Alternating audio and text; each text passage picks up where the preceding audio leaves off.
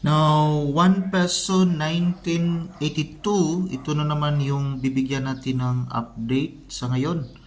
So, 1 peso 1982 po itong hawak nating barya. Welcome sa mga bago nating subscribers dito sa channel natin, Allcoins PH 1611. Sana patuloy pa rin kayo manonood sa iba't iba nating mga coin review.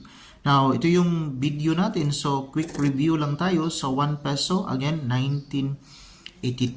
So, ito yung titinan natin na update. Now, dalawa lang yung source natin na titinan. Una, dito tayo kay in.numista.com. So, sa ngayon kasi wala pang masyadong update sa ibang selling platform.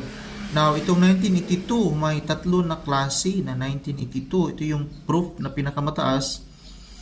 0.7% lang yung frequency. So, kunti lang yung na-produce. So, pero walang value appraisal. So, at least, depende na rin yun sa may hawak sa ganitong klaseng barya. So, proof coin 1982. Yung isa, rounded 8. So, dito, may 31% yung 1982. While isa naman, 5%. So, halos, although hindi pareha yung value, very fine 32. Dito naman, very fine 42. Although, mas mataas yung kanyang frequency.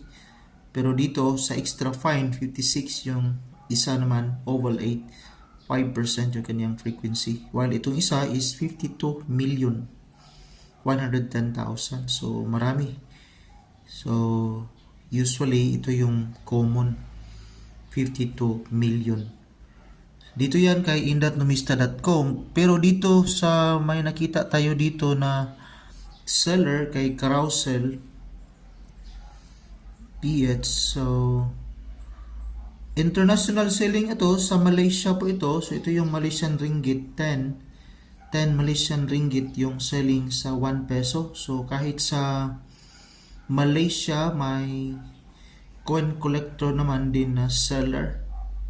So, Jose Rizal. Wrong spelling pa yung Jose. So, 10 Malaysian Ringgit. So, tinignan natin sa value. So, yung 10, nasa 123.86 pesos kasi yung 1 Malaysian Ringgit nasa 12 pesos 0.38. So 10 naman, so nasa 12, so 123 pesos.